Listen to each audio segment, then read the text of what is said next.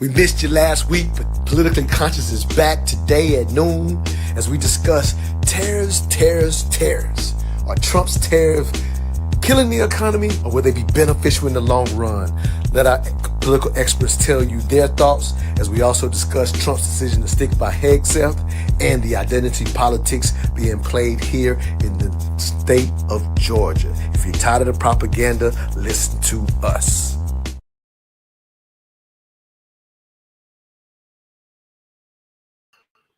What's up, everybody? It's your boy Montoya Smith, aka Black Socrates. I am your mental activist. I got my brother Emil and Shelly Winters in this thing with me for the Politically Conscious Show.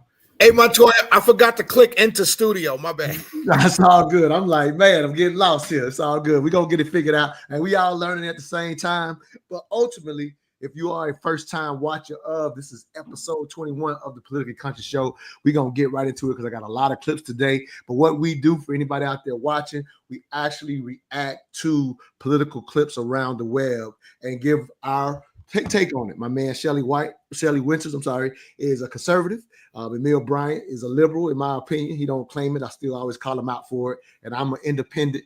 And so hopefully between the three of us, we kind of get you a straight, no chaser viewpoint on the politics, because we know at the end of the day, media is trying to slant how you see politics. And so with that said, let's do very quick introductions so I can get started with today's reactions, if you will. Emil, we'll start with you.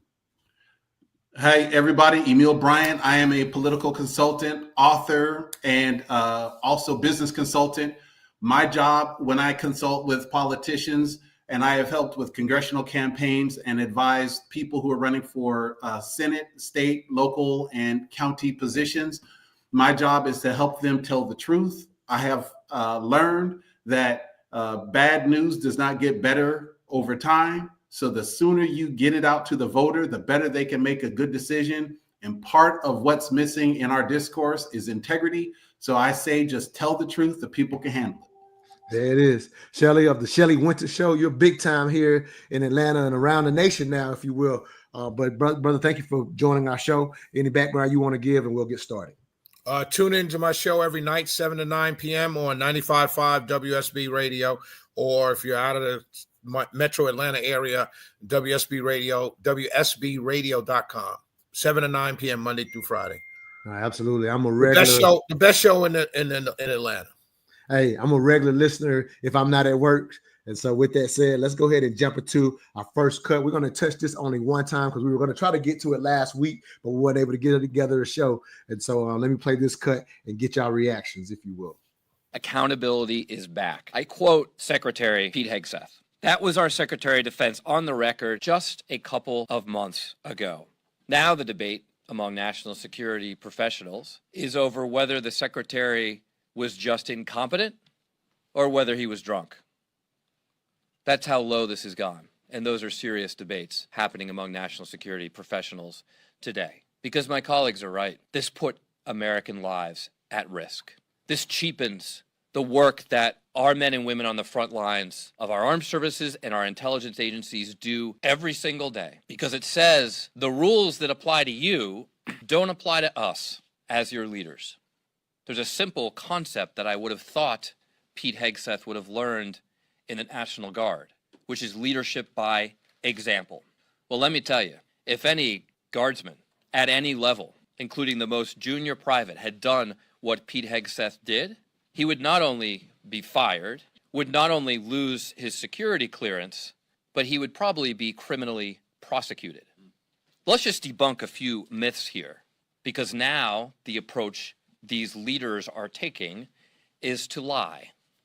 That's not in the leadership manual for our armed services, but that's what they're doing now. They're saying, oh, this information wasn't classified. Without even knowing the full details, we know that the time of attack for this operation was in the message. Let's be clear. That's classified information. That's all you need to know. So big news as of last week, really a couple of weeks ago, that happened. Unfortunately, that leak that got out publicly, various means of how that happened. Not going to go through all those details. Pretty sure everybody that's watching has heard and have given their take. But I definitely wanted to get both of our experts' take As you see, one of the congressmen highlighting that he felt like Pete Hegseth should have been removed. Shelley, you, in a sense, from what I recall, just from a personal conversation, you were a fan of how Trump handled it, if you will, in standing behind Hegseth. Myself and Emil, as former military members. Oh, wait. Hold on. What I meant by I was behind the way Trump handled it in accepting that it was a mistake and it shouldn't have happened. Gotcha. Yep. So anyway, y'all go ahead and give your thoughts. We're not going to spend a long time on it because, again, this politics, so that's old news almost, unfortunately. Right. But just wanted to get both of your takes. So I think it was a monumental mistake. I think it was stupid. I think the way Hegseth initially handled it by doubling down, I think was a mistake. Then he finally came out and he actually never really admitted it was a mistake. But I think the president handled it well by saying according to all reports, he gave a dress down to everybody in charge. NSA director who added him, Mike Walls, former congressman out of Florida, he is like on a hot seat now. Another mistake by him or, in any way, shape or form can make, put his head on the block. So I think the leader, the president handled it correctly, but it was a big mistake. It was stupid. And I don't know. There's some talk that it might have been done purposely to sabotage. I don't know. I'm not going to believe that because someone should have known. What's his name? Jeffrey Goldberg. He's a well-known person in media circles and outside media circles. So anybody that saw that, look, I'll put it to you like this. I know everybody at my job, right? Like I may not know them personally, but I know everybody's name because you get emails from everybody. So if someone put me in a Signal chat and I saw Joe Blow, Jane Smith, whatever. Oh, yeah, I know Joe, I know Jane. When it got to a name I didn't know, I would reach out to somebody and say, hey, who's this? I don't recognize their name, So I think it was a mistake. But again, everybody's new, so you don't know. They included assistants. They included deputies. So, I get that, but it was a mistake. It should have happened. Do I think anybody should have been fired? No, absolutely not. But I get why the Democrats would want to do that because it does blemish early days of the administration. The unfortunate thing about politics is every chance you get to nick, bloody, stab, shoot, whatever the other side, no matter what it is, you take it. And I think that's the unfortunate part because voters like us don't get what we really need. Would you guys have been fired in this same situation? Probably. But I know that there are things that I can do as a talk radio host, as an employee of some company that I can do that can fire me, that my president of the company can do, and he won't get fired either. So we know that. And the military may be different, but what I'm saying is the head of the Department of Defense is not going to be fired for the same thing that a ranking class officer or even soldier is going to get fired over. And even in the military's case, if you were to make that same mistake, depending on who your leadership is, if they like you or you've been doing a good job or you have a good record, you know what I mean? I've heard from veterans. No, I know you guys shaking your head, but I've heard from veterans, in any organization, you can be protected by those above you. Absolutely. Right. Let me let Emil jump in. I'm going to segue real quick. So you're absolutely right what you're saying in concept. The thing that I'm sure Emil's going to jump on is what actually was done in this case. There are a couple of things that you can't be saved, and we think this is one of them based on how we understand clearance. And Emil understands it much more than I do. So I'll just kind of segue to Emil. Your thoughts, Emil? First of all, this is egregious and somebody's head should roll, and I don't care the administration. Signal is not an authorized forum for classified information, period. Have a nice day. We can talk about the National Archives and Records Administration, where they have a presidential records law, the Presidential Records Act, that says all communication must be captured.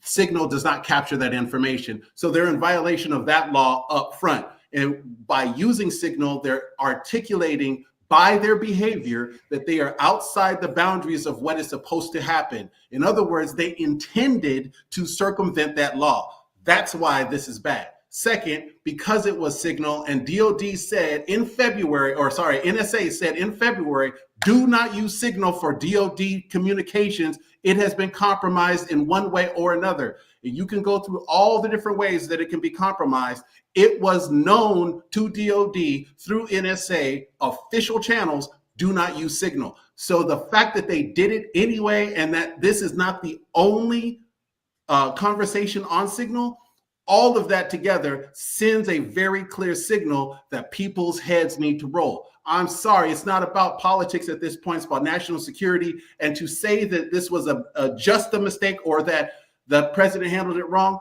he should have said very clearly, this is done. We're using the proper DOD channels for all communication. Have a nice day. Do not deviate from that process. And to put confidence back into the people, he should have said, all of my staff have been properly retrained on handling classified information. If they don't do that, then what they're doing is sweeping it under the rug, bigger or smaller. All right, go ahead. So I quibble with the terminology of classified information. From everything I've read, when I read through the text chain or the chat chain, a lot of it was debating on when to go, what to do. Now, if you're saying the attacks on the Houthis was classified, Trump had already publicly said, yo, if you don't stop rocketing our ships, we're going to attack you. So that wasn't necessarily classified information. The time frame of the bombing runs was after the fact. And that was saying that, you know, hey, here's what happened. Congratulations. So I'm not sure where the classified information was. You would know more about that than me. I also know that I don't want to do whataboutism, but the Signal chat started under Biden. People started using Signal. I don't agree with it too. And I will say this to Emil's point about I don't like one of the early things that I said on my show was I don't like the fact that you're using these chats to have these policy debates because it's outside of public purview, meaning later on down the line, we won't be able to see the historical nature of what brings our government to these decisions that are being done in our name. But again, that all makes sense. And I agree with everything Emil said, with the exception of, I don't think it was much classified, but let's take that out of it. I just don't believe heads should roll. And if a head should roll, it should be the head of the person who welcomed Jeffrey Goldberg into, that's what I meant to say, Jeffrey Goldberg into the chat. And I don't know who that is. There's some reporting now that's coming out to say they're probably going to try and throw somebody under the bus. Right. And let me say this real quick so we can get to another cut. Now, I love everything y'all are saying. On that last point, Shelley, at a minimum, it has to be the person who sent it, right? Right. And where myself and Emil are probably coming from is we treat the Secretary of Defense position a little different than all other positions because of what the role is. And so it's hard for us to separate that, you know, Hegseth having a military background, not much of one in our opinion to have the position. We've already talked about, in our sense, feeling like he's not quite qualified. So we see this as an unqualified mistake. I'm just saying how I understand. And we're not, and we are surprised that, and I feel as a country, we should have the balls to fire whoever would have done that in this position, because we see it as a gargantuan mistake based on at a minimum. I think that whoever added, and I know the reports I've read said it was Mike Waltz or somebody using Mike Waltz's account added Jeffrey Goldberg. At a minimum, that person should be fired, and everybody else should be on very razor thin ice as far as their behavior. And this should tell everybody, because here's the thing. Hey, let me do this because I gotta go. All right, I'll just say this real quick. If you don't want it on the New York Times headline, keep it in the proper channels. Absolutely. All right. So I want to share this thought, as this conversation is going to be about the big news, which is tariffs. So I just wanted to share this thought and have you respond first, Emil, and then we'll have Shelley respond as well. It says the U.S. has been playing a game of, and I wish I had the author. I don't have the author, so we like to give credit, but I couldn't find the author. But anyway, this says the U.S. has been playing a game of economic musical chairs for the past 50 years. With $37 trillion in debt, there won't be a seat left for us when the music stops. On top of that, we're running an annual trade deficit of 1 to 1.5 trillion.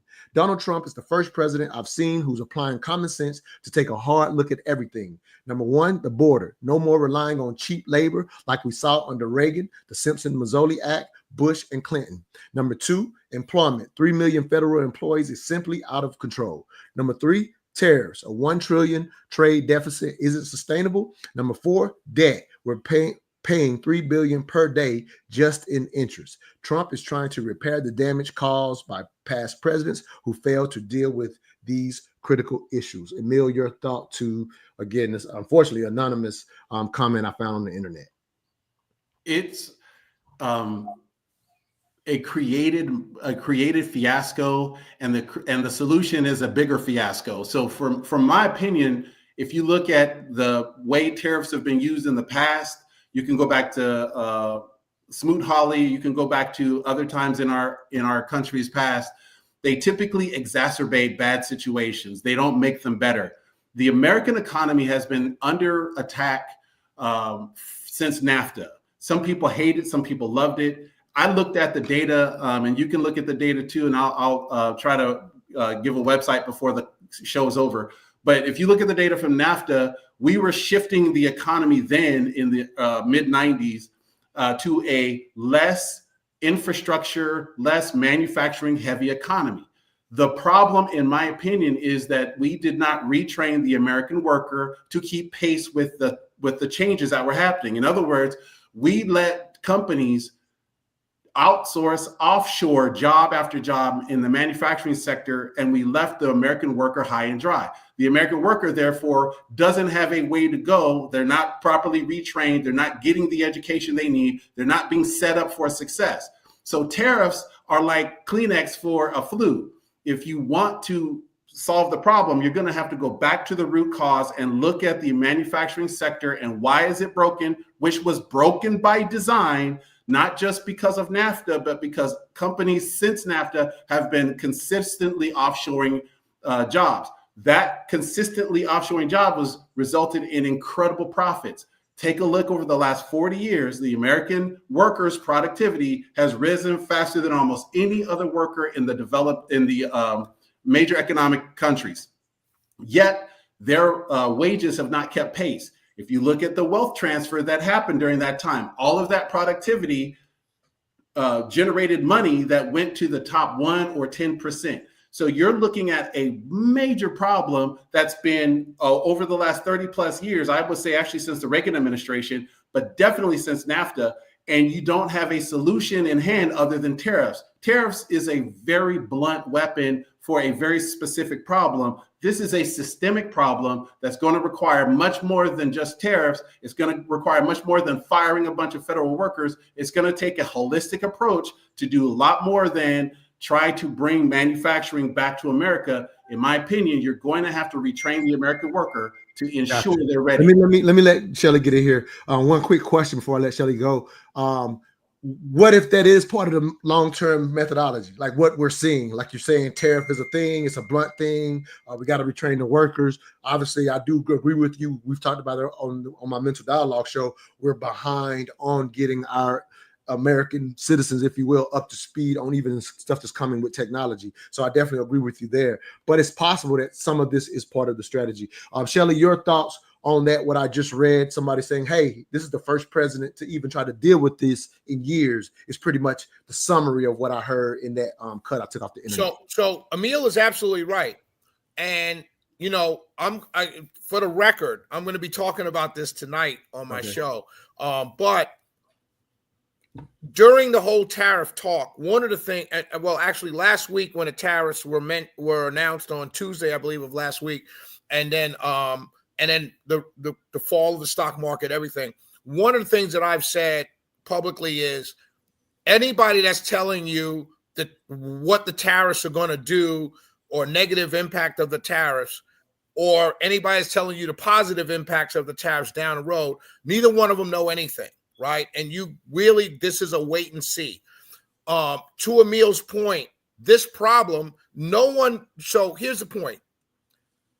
The stock market crashed, right? Not crashed, but it declined, right? There's a crash and there's a decline, right? So it declined. Everybody in the media is up in arms. The same people that hate Trump, all the people, all the regular suspects, they're all up in arms. But when whole cities were decimated after NAFTA, as Emil talked about, I mean, not just 1 or 2, 3 people. I'm talking about whole cities were bordered and shut down. Thousands, tens of hundreds of thousands of people lost their livelihoods. And many of them sunk into opioid abuse. Many of these towns sunk into just dysfunction and everything. And basically that was just told to those people, learn a new trade, take classes, these jobs are not coming back. These were all the talking points at that time.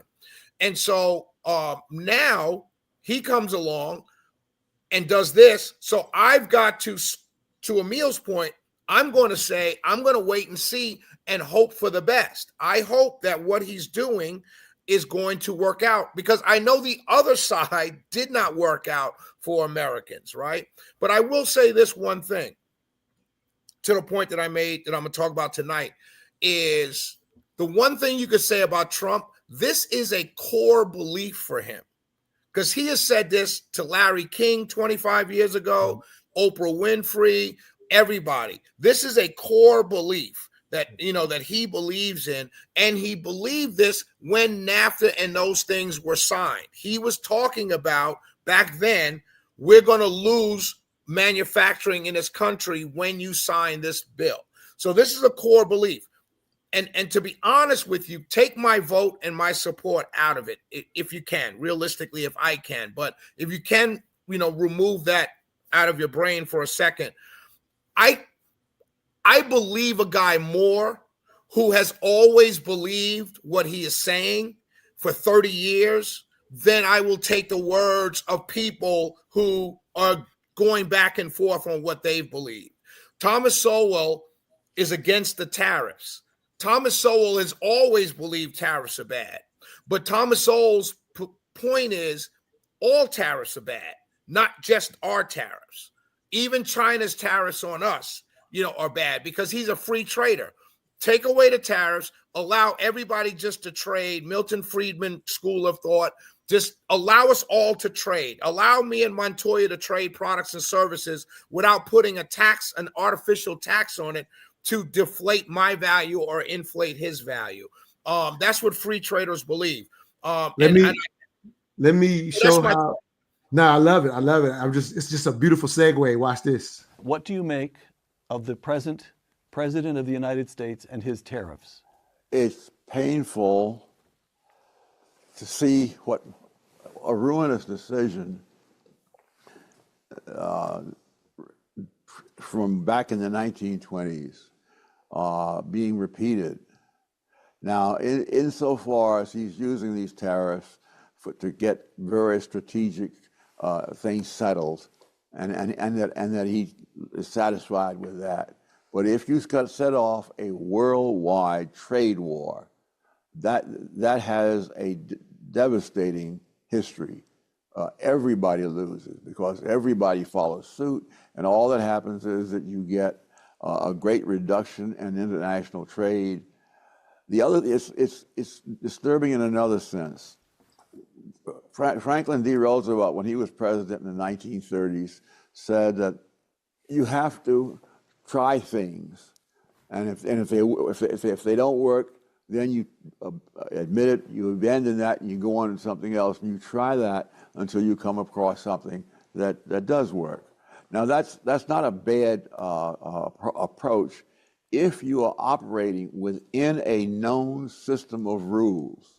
Mm. But if you are the one who's making the rules, then all the other people have no idea what you're going to do next. And that is the formula for having people hang on to their money until they figure out what you're going to do. And when a lot of people hang on to their money, you can get results such as you got during the Great Depression of the 1930s. So if this is just a set of short-run ploys for various limited objectives, limited in time, fine, maybe. But if this is going to be the policy for 4 long years, that you're going to try this, you're going to try that, you're going to try something else. A lot of people are going to wait. I think what happened in the stock market recently, when things came down about substantially for quite a while, and I note that various people are holding on to their money before they do anything, because they don't know where this is going to lead. So Thomas Sowell, I know that's one of your heroes, Shelley. And so I'll just highlight and give it right back to you, if you will. But I'll highlight for anybody that just watched that cut. So clearly states, if it's a tactic, short term, so be it. If this is going to be how it is for the next 4 years, there's a big risk. I'm highlighting that because we're challenging you, our audience, to be politically conscious. Don't hear it based on how you're leaning. Even he says strategy versus long term. Shelley, your response too, as you said, always against it. Trump has long been for it. So I understood your point when you were saying we don't, you and I don't know, but you respect that one has a belief and kind of stands by it. But go ahead and give any more thoughts. Well, I pretty much agree with Thomas Sowell. Well, I agree with him on anything. He's a godlike figure to me. But I agree with him. And Trump has already said this is a ploy, not a ploy, a negotiation tactic. So I don't think, and we're already hearing reports that saying that up to close to 50 countries have already reached out to the administration to start to talk back and forth. We don't know where those talks go, right? But they've already reported that. So I don't think this is something, these tariffs are not something I don't believe are designed to stay in place after other countries say, okay, we'll lower ours or we'll take ours away. I don't think they're designed to stay in place. And I think that's what the point Thomas Sowell is making, is that if these things are designed to be the future of how America operates economically in international trade, it's going to be disastrous. And I agree with him on that, but I don't think that's what Trump is doing. Fair enough. Emil, your thoughts to that Sowell cut? Yeah, it's the unpredictability that Thomas Sowell mentions that I think is most important here. And when you're looking at unpredictability, it can work in your favor. And, Trump has a reputation, President Trump has a reputation for being unpredictable and using that unpredictability in very savvy ways. In this case, though, the American people are going to bear the weight of that unpredictability. We're the ones who are going to face the pain of either short-term or longer term of these fluctuations. And the worst part is, at some point, even though the United States is the center of commerce around the world, people are going to start asking questions. If I can't count on the US, where can I count on stability? And stability is more important than anything else. They will find a communist, they will find a socialist, they will find a monarch who can provide stability if they can figure out how to work around this unpredictability. Today, the United States is the epicenter of commerce around the world. That may not be true tomorrow if we are continuing to be a problem in terms of stability. And the last thing I'll say about all of this is that the United States is the wealthiest country in the world by far, especially when you look at it from the way commerce works. Have we subsidized the world's economies? Absolutely, we have. That's why there's a trade deficit. Almost every president has said they wanted a trade deficit. Even though they will say they want a trade surplus, they don't really mean it, because it's a lever that they've been able to use to get other things. There's a reason why our economy had the softest landing of all the major economies after the pandemic, and why it was the fastest growing after the pandemic.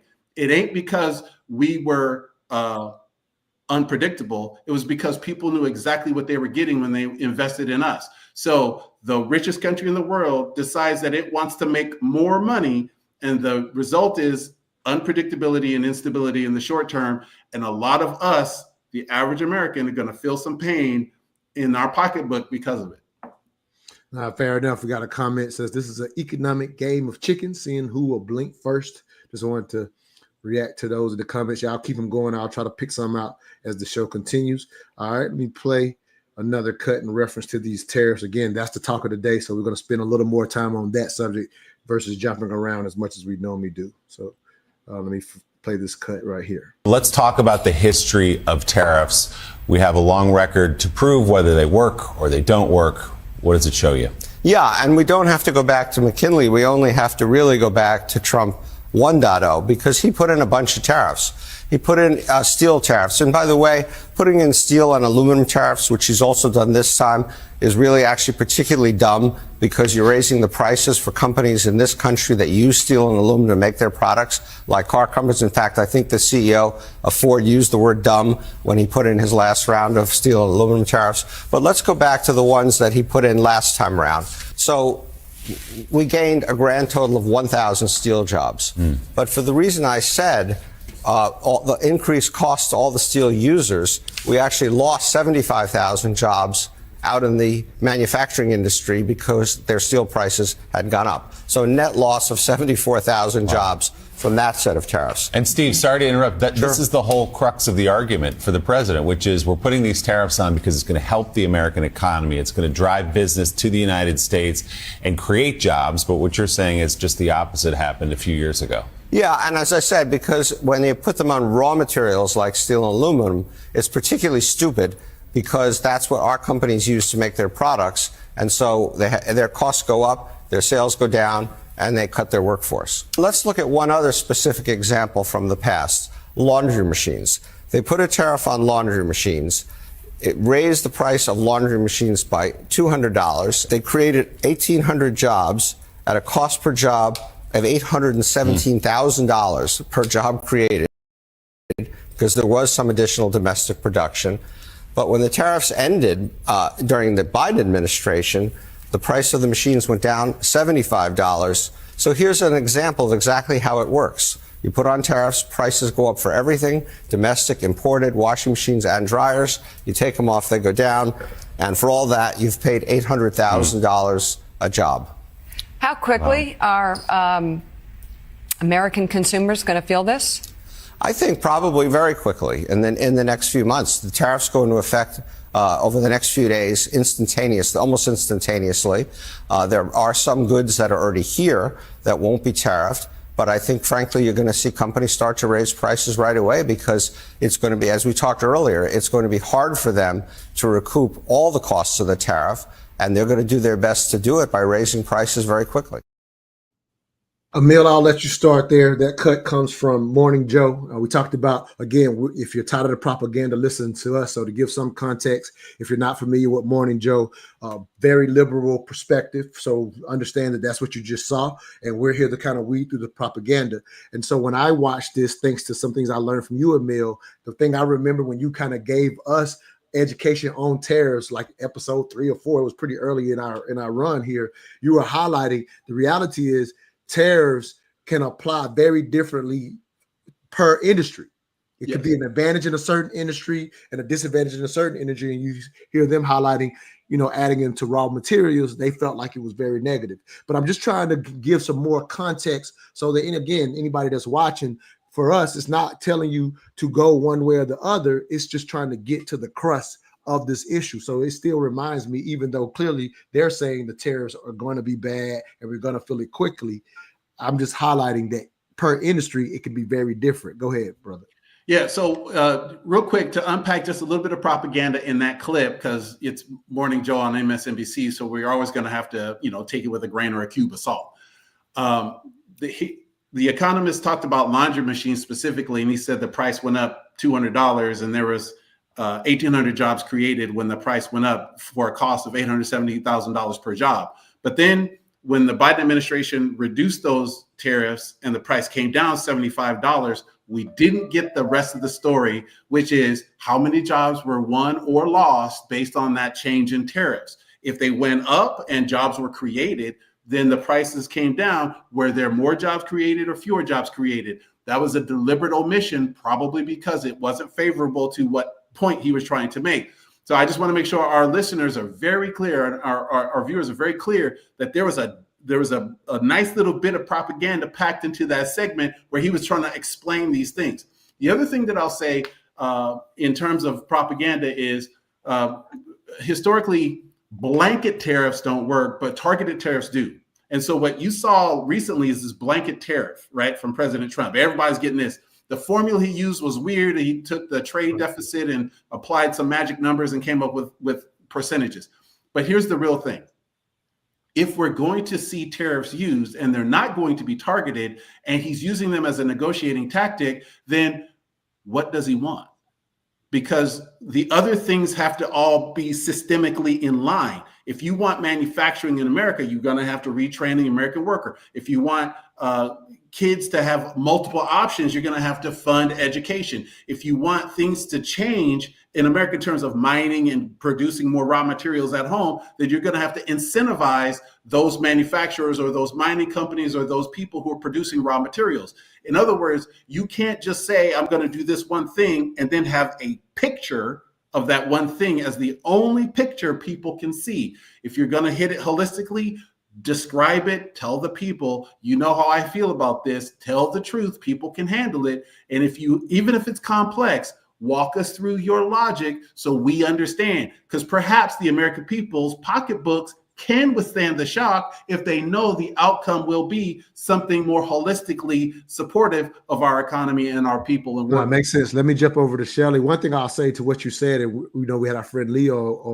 on a previous show, and to a degree, Leo highlighted that sometimes with your strategy, if it is a negotiation tactic, you're not necessarily wanting to put it out there because of who you're negotiating with. So I don't know if that's part of it, but I definitely respect what you're saying. Shelley, your thoughts to that cut from Morning Joe as Emil broke down what was I think Emil, I'm not an economist, and I don't even purport to be. And to be honest, when anybody watching this at some point,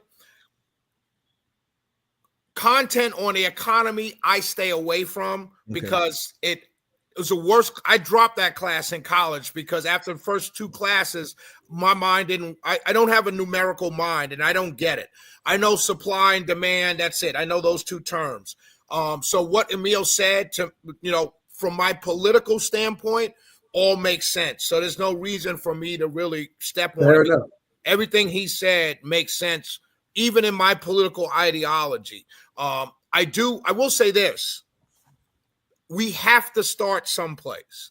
In order to correct the last 50 years of political dancing, political musical chairs vis-a-vis the economy in the United States, we've got to start someplace.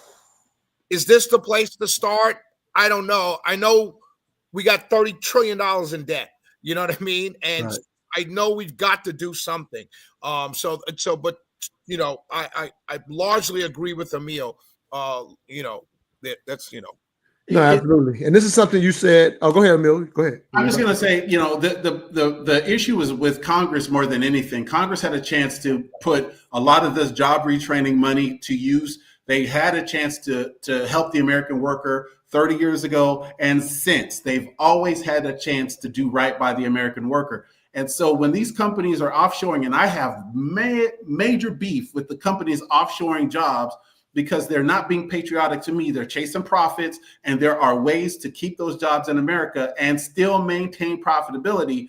But it's really easy to go to China or Vietnam or Cambodia, and I don't want to throw other nations under the bus, but those nations are cheaper and therefore can produce more profit for them. So the real question is, how are we incentivizing those companies who made trillions of dollars over the last 30 years to come on home? And these tariffs don't seem to be that lever for those companies. It may be for nations to help work with us, but I don't see how these tariffs by themselves, or at least as the blunt weapon they're used as, are going to bring home the thousands or millions of jobs needed to help our economy, and how it's going to make Congress more fiscally responsible if that's what we want them to be. Fair enough. And I want to end with comments from Shelley on his show as he kind of started this segment when we started talking about tariffs. If you're listening to the media right now, I agree with Shelley when he said this. If somebody's telling you these tariffs are all bad, they're running game on you. If they're telling you they're all good, they're running game on you. That's something that I agree with, and I'll let Shelley say it in his own words again. And look, I'm not going to spend a lot of time on the tariffs because we don't know. There's a bunch of people telling you it's the end of the world as we know it. The end of the U.S. is going to be a global trade war, yada, yada, yada, yada, and it's all going to be bad. Then there's a bunch of people telling you that Trump knows what he's doing and it's going to be wonderful and we're going to have thousands of jobs and companies are going to come back to the U.S. and nobody knows. I don't know. Let me not say no one knows. I don't know. So I'm not going to sit here and tell you it's great, it's bad, it's wonderful. Because I don't know. I really don't. This is, of all the things in politics, tariffs, trade wars, the economy, things like that, it's not in my wheelhouse. I'm going to be straight up with you. And I'm not going to sit here and try and tell you and explain to you that these tariffs are wonderful or they're horrible. We're going to see. I know for a fact that we're not going to see it tomorrow. You're not going to go to Kroger tomorrow and be like, oh, my God, the prices are so high. We're going to see. We're all going to have to see what transpires over the next several months. I pray, I said this before, and I'll say it again, I pray that it works out for us, the consumers, for us, the voters. Now, I pray that because I'm a consumer. I want my prices lowered. But I also pray as a conservative who wants Republicans to win elections, I also pray it works out from that standpoint as well, because I want us to win elections. But as a consumer, I first care about my family and my pocketbook. Don't care really necessarily about people who can afford wherever the prices go. For me personally, I want to see the prices go down, so I hope this works. I'm not hoping it doesn't work for political reasons. I'm not out here screaming. I don't know. But I pray that it works for me and my family, and I pray that it works for you and your family. And anybody that's praying that it doesn't work for you and your family, you should look at them sideways, because they truly are way too political. And they probably can afford eggs whether they're high or low, right? So let's see what happens and take it from there. But tonight, we don't know.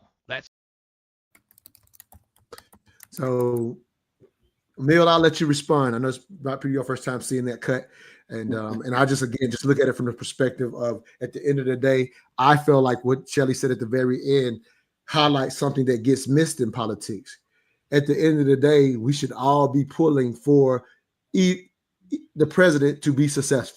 And that's especially when it comes to this conversation, because in the event that he's not successful, the pain that people are saying is looming is absolutely coming, and that's not in our favor. So in that sense, I agree that all of us, regardless of political affiliation, should want this to work out for our country's sake, if for no other reason. But your thoughts, Emil, to that comment? Yeah, my personal opinion is I don't root for bad behavior, even if I'm affected by it. Like, if I think it's bad policy, I don't want it to succeed. I want the president to succeed as the president of the United States.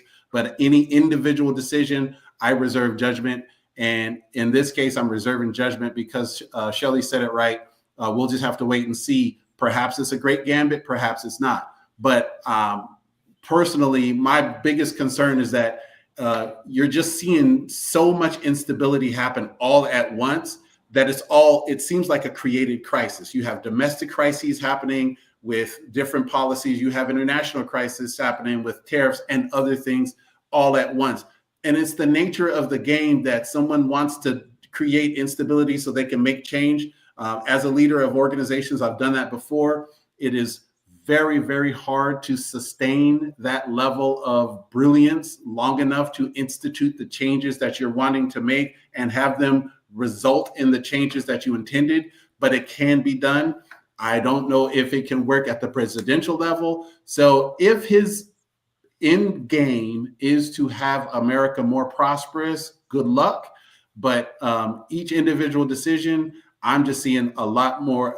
I see chaos unfolding decision after decision versus something that leads to a cogent strategy that we can all piece together. I'm just going to say I'll wait and see.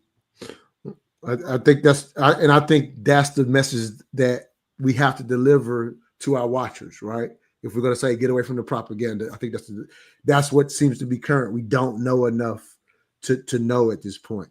Shelley, there was your own comment, so I'm not going to make you in a sense, respond to your own comment. But if you have something to say before I play the next cut, we got one cut. One of our watchers says price increase for consumers while these companies, CEOs and directors and top officials are still receiving bonuses. So that was a response by one of our watchers. But Shelly, any thought to, your own thoughts or anything Emil had to say before we play our last cut? No. I mean, I said that at the beginning of this broadcast and I said it on my show. So there's not really much to say. No, sounds good. All right, this next cut is a segment I wanted to add to our show. So we're definitely going to fall within an hour today. It's been a while since we've been able to get within an hour. But this next segment I want to add, I want to call it Extra Innings. And so as the Politically Conscious show, we've kind of went through, there's other topics we could have gotten to as well, but I just focused on tariffs today. And so we definitely need to talk about these congressmen and women getting rich while these things happen in the stock market and how they all mysteriously know exactly what to do with their money when it comes to the stock market. But I didn't prepare for those cuts today, so we'll bring those up next show if we will. But with that said, for Extra Innings, because we are politically conscious, there is definitely a concern for how our community looks at politics, and we're hoping to raise that conscious level. And so something that I'm known for with the Mental Dialogue Community Club that I'm the curator of is bringing those challenging conversations so that we can learn from them, if you will. And so with that said, I have the sister by the name of, I'm saying her name right, I think it's Tyler Chandler. And I have a cut that I wanted to play and get into our conscious thoughts of how our community sees politics and becoming more aware, because we've already had the shows talking about the importance of us and the power of the individual vote. There are a lot of people who lose sight of how powerful it is. We've had shows explaining how powerful it is. So if that's the case, we also want to raise awareness, because here's the reality. The bourgeoisie never wants the proletariat to really understand what's going on because they can manipulate them. And so part of our goal, I feel like with this show, is to raise that level of consciousness. So I've got on my soapbox. Let me play this cut. And let me see who's supposed to respond first coming out of this. I always go back and forth. I think Shelly's up. All right, Shelly, you'll be up to this if you're able. I see you off the camera. Go ahead, Emil. You respond first. Okay, cool. All right, but try to pay attention to this little cut. It's only a minute and a half, so y'all both can respond. Politics and religion. I'm going to talk about what we're not supposed to talk about. Black people in America, almost all Democrat, almost all Christian. My perspective is that this really puts Black people in boxes that disallows them from being pragmatic and solution oriented, because you're so tied to an identity that becomes dogmatic for you. And if anything sounds like it's anything other than, not even totally in opposition to, but just other than, you become defensive and afraid to hear it. Black people are so Christian and so democratic that if a Republican, if a Muslim is speaking the truth, you turn your ears off because they don't identify the same way as you.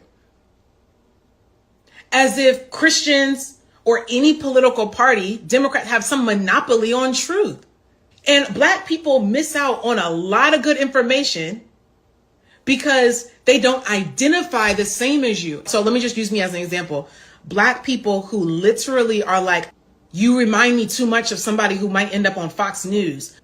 And so something that could actually progress you to the goal that you need to get to, you can't hear it because you got an issue with Candace Owens. You can't hear it. Women, you can't hear it because I remind you too much of Kevin Samuels. So when you are so in that identity, you can't see truth that transcends an identity or a group. And I think that that's a problem. Different people in different groups can be aligned with the same truth. Emil, I'm going to let you respond. To her point, unless everybody's lunch finished at the exact same time, we just got to half our watchers just from playing the cut. Half the watchers just left.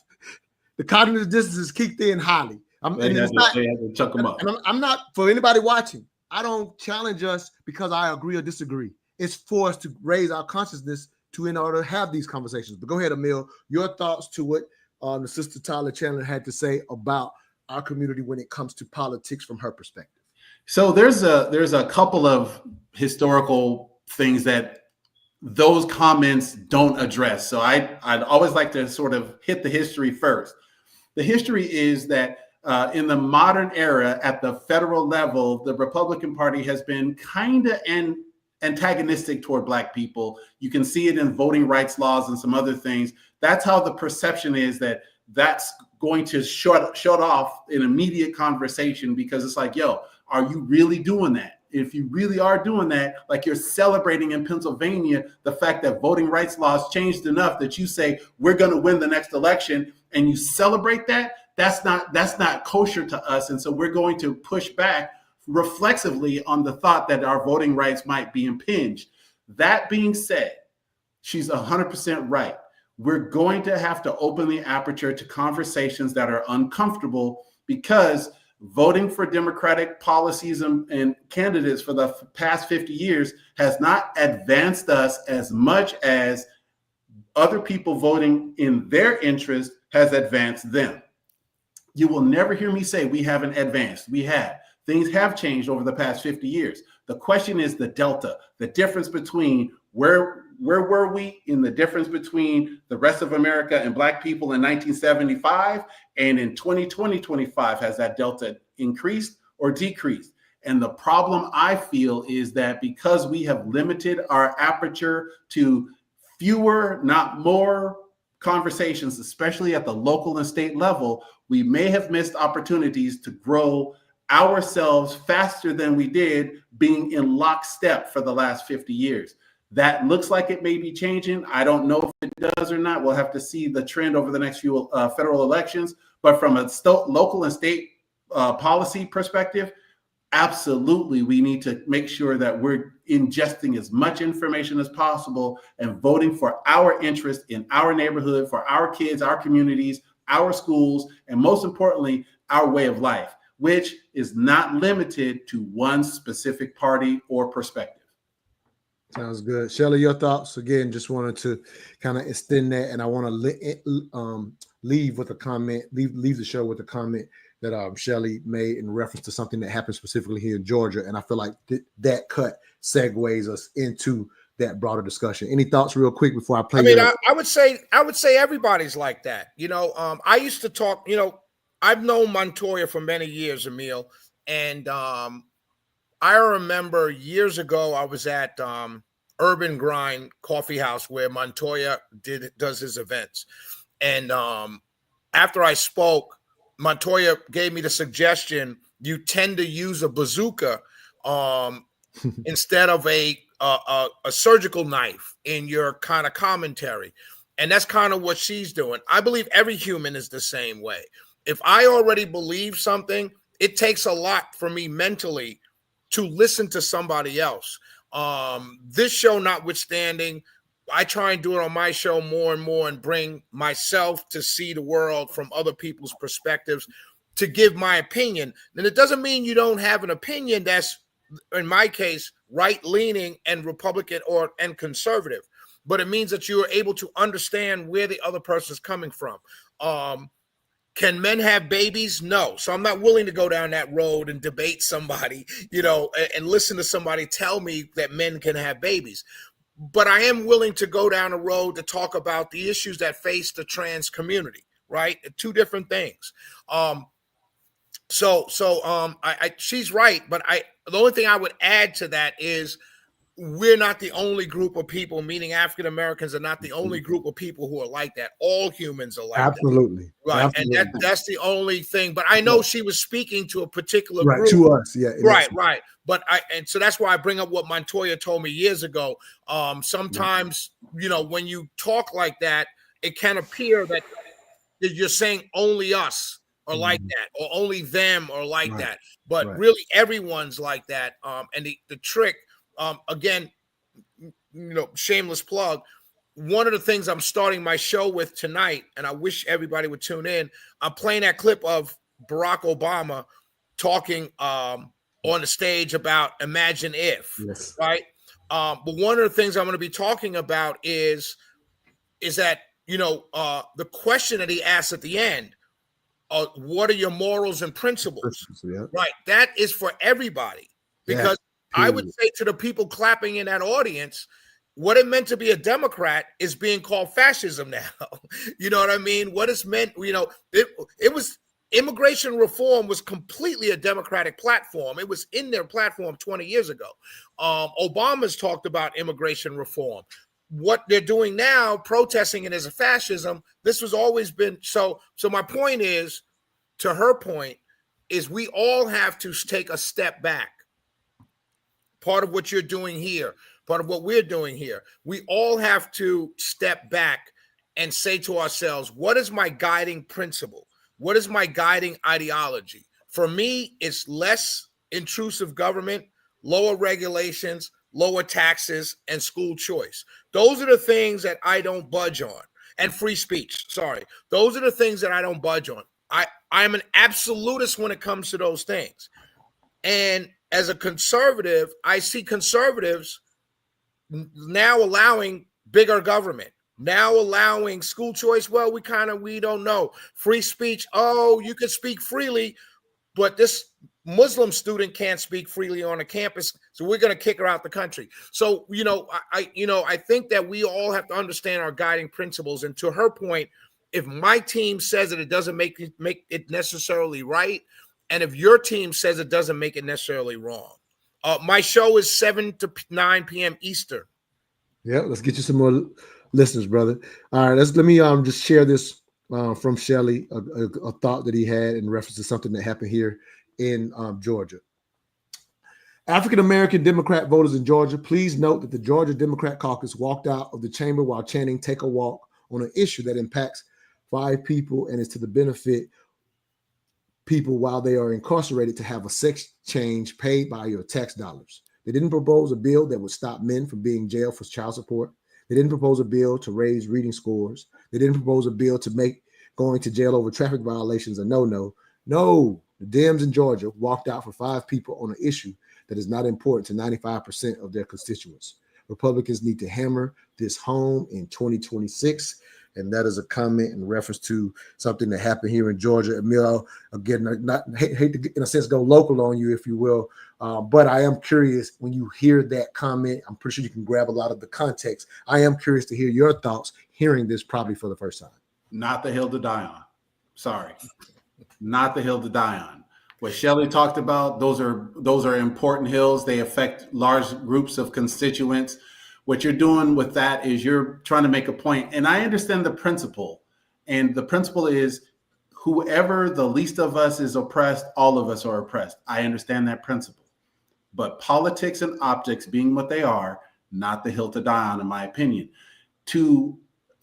What I would love to see them walk out on is voting rights being impinged. I would love to see them walk out on schools not having the appropriate resources. I would love to see them walk out on tax burdens shifting unfairly toward the poor versus tax breaks for the rich. Those are issues that will garner not only the same, engender the same feelings, but also show the people that they care about issues that directly affect them. The principle I love, but I do not understand why you would die on that hill politically or optically.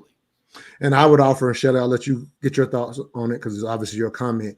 But I would offer that, again, in us making an effort to become politically conscious, one of the things that we've consistently complained about in, if you will, the bourgeoisie manipulating the proletariat in that sense, what we've always complained about is that this is the demonstration that will be a hill that they die on. In other words, demonstrate hard to look apart. But when it comes to things, to your point, Emil, things that actually could affect us, and instead of people thinking that your vote doesn't matter, you could actually affect it on things that they can see every day and stop having that thought. Because at the end of the day, if I'm right, Emil, you can correct me, 85 million people still stay home. 38%, 38 or 41% of the electorate stayed home for the last election for president. Absolutely a problem, because had those people voted, just all the people who stayed at home, if they had voted, whoever they voted for would have won the election, period. Yep. Shelley, any thoughts too? Yes. From your comment. I made that comment because it's a talking point the Republicans need to use. We have statewide elections in Georgia 2026, governor, senator, and a bunch of state house and state senate seats. I made that comment for the Republicans to see this is what you need to be running on. You may not like or agree with Republican policies, right? Trans policy, whatever the case may be. The point is, Republicans in the state of Georgia pass bills that Republican voters in the state of Georgia asked them to pass, right? Now, I know mostly everybody in the state house, right? Because I know them all. They've been on my show. I know more Republicans than Democrats, obviously, but I know a lot of Democrats. Republicans would not be against passing something like child support reform. They would not be against that. Republicans in the state of Georgia will not be against. Killer Mike helped Brian Kemp word the gang law that the Republicans were going to pass, that passed last year. Killer Mike sat with the governor, and they had language in it because they're writing a bill. They don't know what's going on. So they're writing this bill, and Killer Mike said to them, under this bill, you can round up a group of kids standing on a corner just going to a production studio. So they reworked the verbiage of the bill because they weren't targeting kids, but they also know there are kids that are in gangs. You know what I mean? So they reworked the bill. But my point is, Democrats in the state of Georgia, they believe in their minds, we don't have the power, right? And so they don't do anything except oppose the Republicans. Misha Maynard, unfortunately, who lost her election when she flipped parties, which I never agreed with, but that's a show for another day. She passed bills her freshman year in the state house. She went to Republicans. Wow. She said, hey, I'd like to do this. And they were like, okay, that's not a problem. Because it was economic based. It was her district based. And they were like, yeah, that's good. That sounds obvious to us. We'll sign on. And so that's what happens. That's what should happen, and that's what I was referencing in there. Right. No, I understand. And Republicans during Biden's term, when they were in a minority, same thing. Oh, we're just going to oppose everything. Well, why do that? Why not come up with the things that everybody can agree on, as opposed to just fighting, bumping heads on everything else? It just doesn't make sense to me. No, I love it. And again, I think that's why we do what we do. We just kind of bring that perspective. And I got somebody says, exactly, Shelley is right. They went to the Gold Dome and did exactly what they were sent to do. They refused. That's why they keep getting elected. So absolutely. At the end of the day, if you're a politician, there has to be some type of compromise to get something actually done. And the cool part about hearing this, and I'll close the show, is I just end up talking to one of my mental dialogue members, Shelley, if you will, just yesterday. And there's, I guess, a particular politician that holds these morning meetings that's been held. He's no longer elected officials, but he's been holding these meetings for, the local politics to come to the community.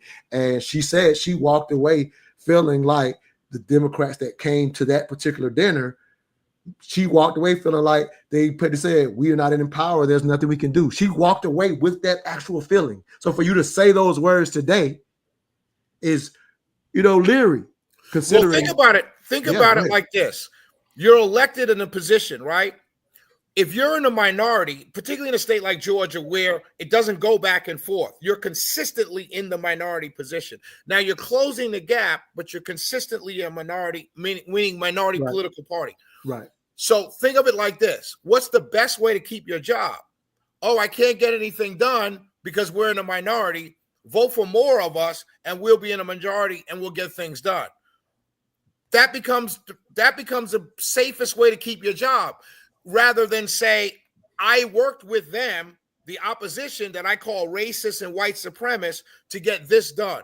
Misha Maynard did that and she lost. And she did that in a district.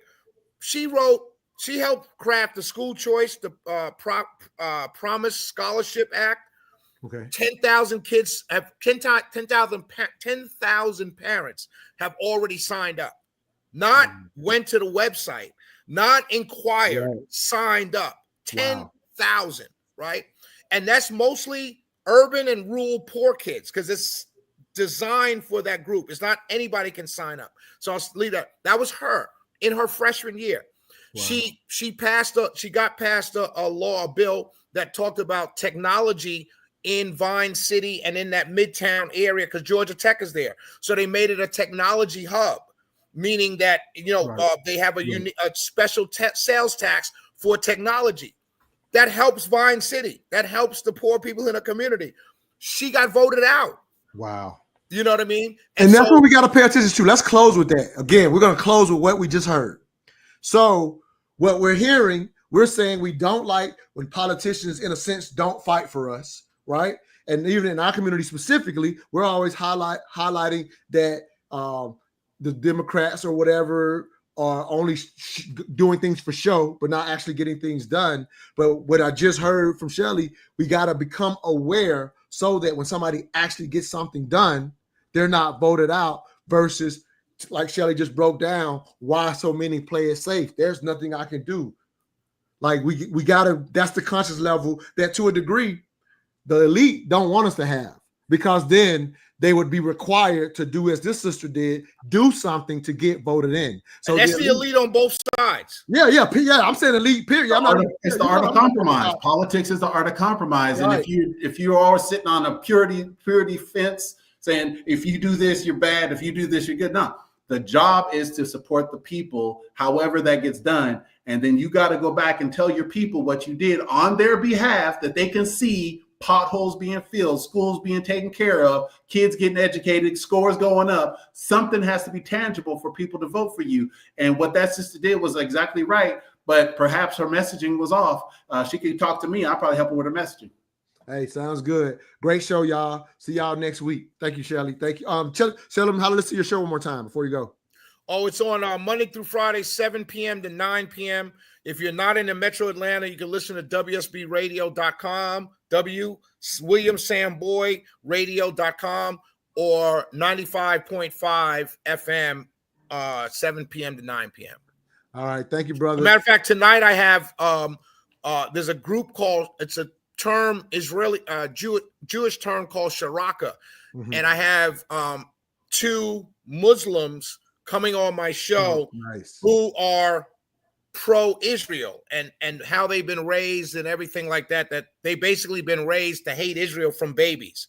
Wow. And so that's going to be on my show tonight. That's the kind of stuff we do. No, absolutely. Yeah, y'all tune in. If you're in the Atlanta area, April 18th is the third Friday, which is our Mental Dialogue Live experience. We have our Soapbox Dialogues version. So we got some great intellectuals coming on to get on their soapbox. Dialogue and connect is what we do.